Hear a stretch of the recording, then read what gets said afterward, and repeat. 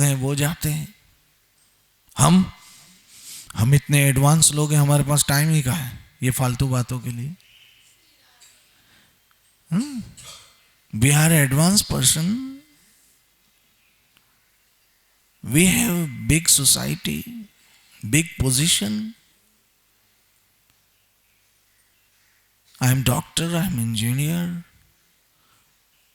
I am X, I am Y, I am Z, why should I गो?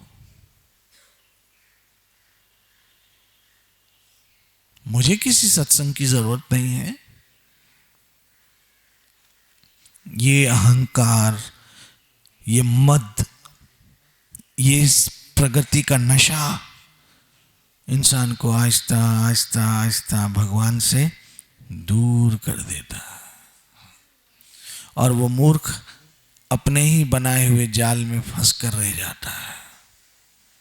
और अंत में उसको कोई भजन सुनाने वाला और सुनने वाला कोई ऐसा नहीं होता है जो उसके जीवन को पार कर सके।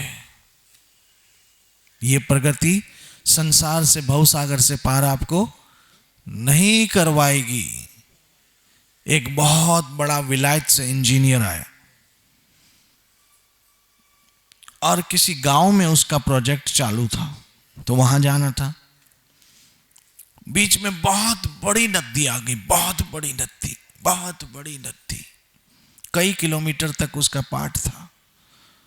अब वो इंजीनियर बैठ गया कश्ती में, तो बात से बात चली। कश्ती वाले को पूछा, तुम्हें इंग्लिश आती है? कश्ती वाले ने बोला, नहीं मुझे इंग्लिश तो नहीं आती है। बोला, शी, तुम्हारी तो लाइफ बेकार गई। तुम कभी लंदन के विषय सुना है? London London? बोला, नहीं मैंने कभी लंदन के लिए नहीं सुना।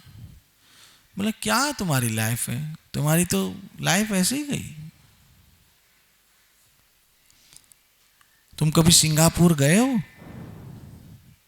बोला, नहीं मुझे सिंगापुर का कुछ नहीं पता। बोला, शी, क्या है तुम्हारा जीवन? ऐसे बहुत सारे संसार की बातें करता रहा। नाव क्यों चलाते हो?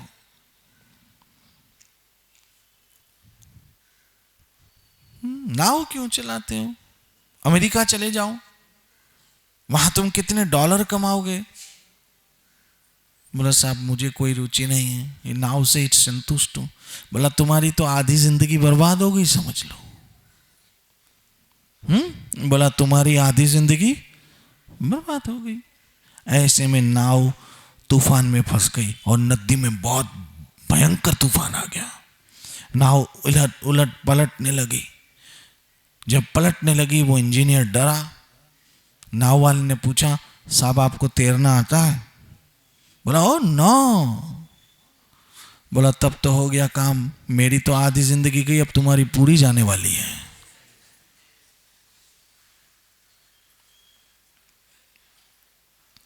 ऐसे लोग बोलते हैं कि तुम तो संसार से गए, सारा दिन सत्संग में बैठे हो, सारा दिन भजन करते हो, सारा दिन माला उठा के घूमते हो, सारा दिन कृष्ण कृष्ण कृष्ण कृष्ण करते रहते हो, क्या है तुम्हारी जिंदगी? तुम्हारी तो जिंदगी गई। अरे हमारी तो खाली जिंदगी गई, तुम्हारे हाथ से तो लोक परलोक दोनों निकल गया बिना भजन के। दोनों ही चला गया, लोक और परलोक, क्योंकि जो तुमने जमा किया वो तुम्हारे हाथ में आने वाला है नहीं, और भजन किया नहीं है जो तुम्हारे साथ जाने वाला है। जो तुमने जमा किया है वो तुम्हारे साथ रहने वाला नहीं है, और जो तुम्हारे साथ जाने वाला है वो तुमने लिया नहीं है। यही 1 2 के 4 में जिंदगी तुम्हारी चली गई। 4 पैर धंधो कियो, 4 पैर रहो सोई, राम नाम पल भर ना लियो, मुक्ति कहां से होई। कभी हरि भजन किया नहीं, कभी हरि कीर्तन किया नहीं, कभी सत्संग सुनी नहीं, कभी प्रभु की ओर आए नहीं, जिंदगी 2-4 रोटियों के चक्कर में पूरी जिंदगी काट दी। यहां पर आपको वापस जाने का रास्ता मिलता है। ये मैप है, मैप, नक्शा है, इससे कैसे वापस गोलोक जाए, इसमें रास्ता बताया। क्या? खूब अपने कानों के द्वारा कृष्ण कथा सुनो, खूब अपने कानों के द्वारा कृष्ण नाम सुनो। हरे कृष्ण कृष्ण कृष्ण हरे हरे, हरे राम राम राम हरे। खूब अपने कानों के द्वारा सुनो, आपका जन्म सफल हो जाएगा, आप धन्य हो जाओगे। लेकिन जिन चीजों पे हमारा घमंड है, मैं डॉक्टर, मैं इंजीनियर, मैं पैसे वाला, मैं करोड़पति, मैं उद्योगपति, मैं सुंदर, मैं हसीन, मैं स्मार्ट, मैं हैंडसम, मैं ऐसा, मैं वैसा, मैंने ये पा लिया, मैंने वो पा लिया, कल मैं ये भी पाऊंगा, परसों वो भी पाऊंगा, आज मैंने ये कमाया, कल वो कमाऊंगा। जिसकी जिंदगी इसी में गई और इन्हीं चीजों पे उसका घमंड रहा, इन्हीं चीजों पे उसका अहंकार रहा। बाद में यही अहंकार, इन्हीं चीजों का अहंकार उसको मरवाएगा। और जिस चीजों से उसको शर्म आती है, लोगों को तिलक लगाओ ना बाबा, शर्म पई अचे, तुलसी माला पहनो, बोलो ये सोने की चेन पहनी है, अभी तुलसी माला पहनूंगा, कुछ समझ नहीं आ रहा है, मिस मैच हो जाएगा।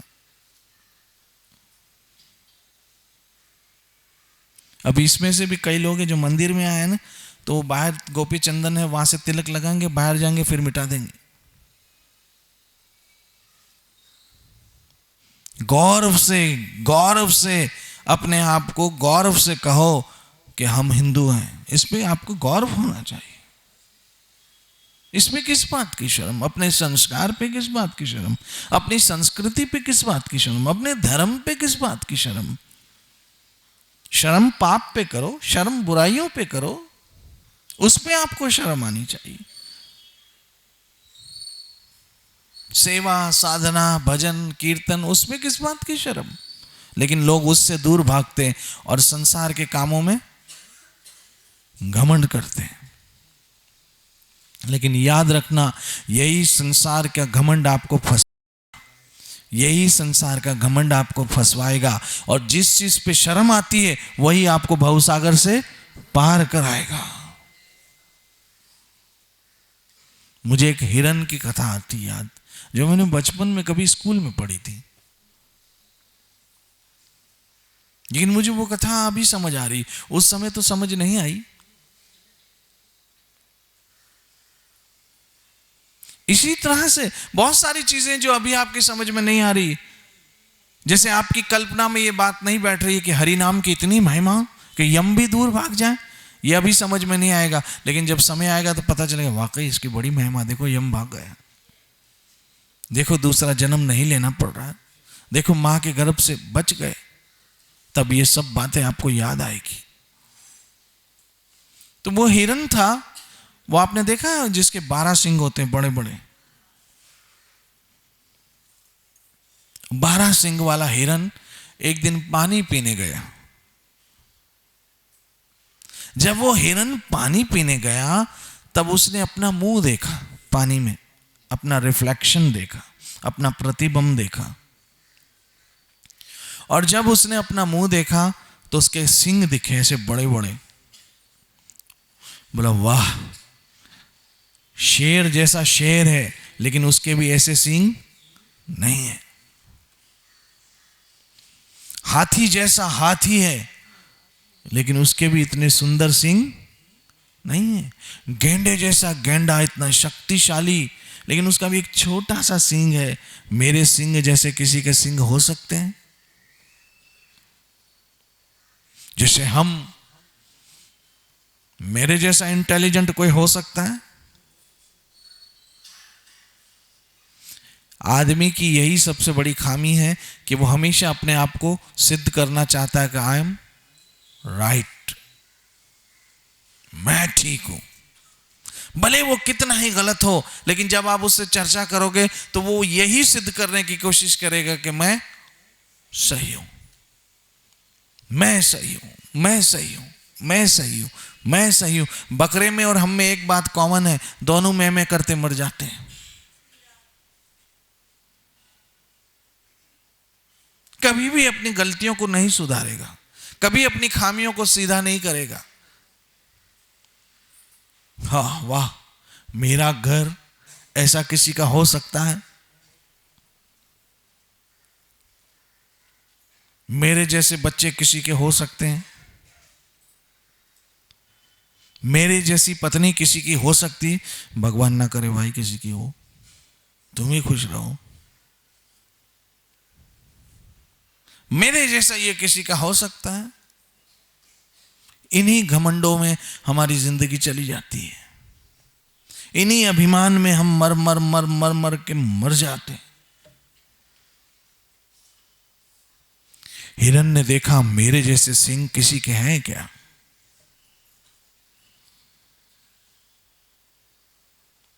मेरे जैसे सिंह है।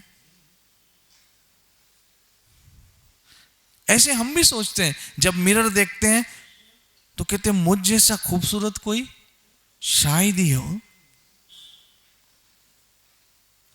भले जिंदड़ी हो, लेकिन सिद्ध यही करेंगे कि I am the miss beauty.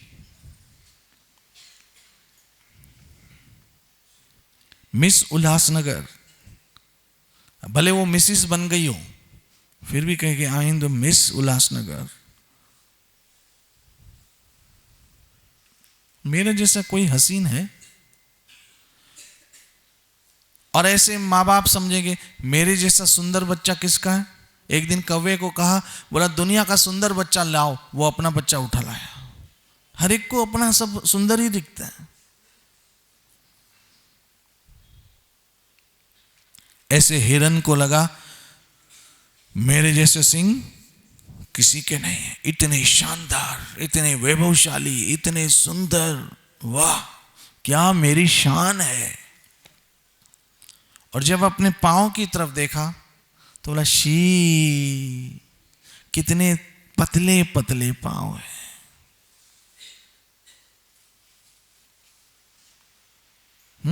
She, ये पांव है, ऐसे पतले पतले पांव, कितनी मुझे शर्म आ रही है। श्री राधे हैं, ये पांव कितने पतले पतले हैं, इस पे मुझे कितनी शर्म आ रही है, छी छी छी। ऐसे अपने पांव पर उसको शर्मिंदगी हो रही थी और अपने सिंग पर उसको जी घमंड हो रहा था, नाज हो रहा था, नाज। ऐसे में शिकारी आ गया एक अचानक। शिकारी जाल फेंकने लगा। अब असली कथा आरंभ होती है। शिकारी को देखकर हिरन भागा, पीछे पीछे शिकारी, आगे आगे हिरन। और आपको पता है हिरन कितना तेज भागता है, ये तो आपको पता ही है। हिरन तेज भागते भागते भागते कहीं शिकारी को पीछे छोड़ दिया उसने। एक जंप मारे वहां, एक जंप मारे वहां, एक जंप मारे वहां, इतना तेज हिरन भागा। भागते भागते भागते घने जंगल में चला गया। वहां बहुत सारी झाड़ियां थी, घनी झाड़ियां। उन घनी झाड़ियों में उसके लंबे लंबे सिंग जी फंस गए। लंबे लंबे सिंग उसके फंस गए। जब लंबे लंबे सिंग फंस गए, वो छुड़वाना चाह रहा था यूं यूं यूं करके, लेकिन वो झाड़ियों में अटक चुके थे। ऐसे में पीछे से शिकारी आया और हिरन को पकड़ लिया। तब हिरन को एहसास हुआ कि जिस सिंग पर मैं घमंड कर रहा था, जिन सिंगों पर मैं घमंड कर रहा था, उन्हीं सिंगों ने आज मुझे मरवाया। नहीं तो मेरे पांव जिस पे मुझे शर्म आ रही थी, वो तो मुझे पता नहीं कहीं के कहीं लेकर चले गए थे। जिन पांवों पे, जिन पैरों पे मुझे शर्म आ रही थी, वही पैर मुझे कहीं के कहीं लेकर चले गए। लेकिन जिस सिंग पर मुझे घमंड था, उन्हीं सिंगों ने मुझे फंसाया। ऐसे जिस भजन पे आपको शर्म आती है, जिस कीर्तन पे आपको शर्म आती है, मैंने कई देखे शर्मीले लोग, जब कीर्तन होता है तो उनको कीर्तन करते भी शर्म आती है। ऐसे भाव वाले लोग हैं जो ऐसे ताली बजाते हैं, हरी बोल, और वो शर्मीले लोग ऐसे बजाएंगे, उनको ऐसे भी शर्म आती, ताली बजाते भी शर्म आती।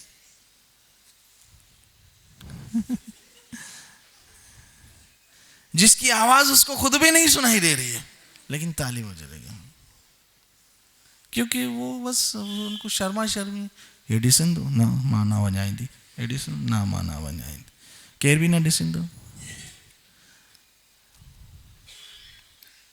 और कुछ लोग हरि बोल, पूरे भाव से, समर्पण से।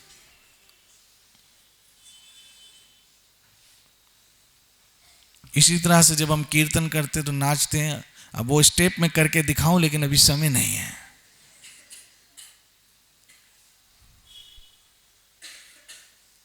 छाड़ से आना पर सगली मना, अपनी सारी होशियारी फेंको और हरि भजन करो।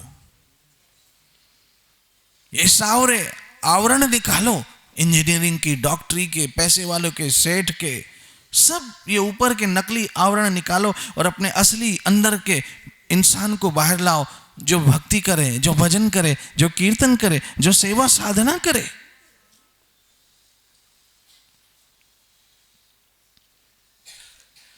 उस हिरन की तरह हमें जिन जिन पदार्थों पे घमंड है, वही पदार्थ हमें अंत में फंसाएंगे, सुख से मरने नहीं देंगे। जिन पदार्थों पे हम घमंड करते हैं, जिन वस्तुओं पे हम अहंकार करते हैं, जिस संसार का हमें नाज है, वही हमें अंत में जी फंसाएंगे। और जिस भजन कीर्तन सत्संग साधना से हम भागते हैं, हमें शर्म आती है, वही हमें बचाएगा, वही हमें छुड़वाएगा। इसलिए मैं उम्मीद करता हूं कि आप इस भागवत के श्लोक को अपने जीवन में उतारोगे। ज्यादा से ज्यादा अपने कानों से कृष्ण कथा सुनोगे, ज्यादा से ज्यादा अपने कानों से कृष्ण कीर्तन सुनोगे, ज्यादा से ज्यादा हरि भजन करोगे। हरे कृष्ण कृष्ण कृष्ण हरे हरे, हरे राम। और कैसे करोगे? भाव से। कैसे करोगे?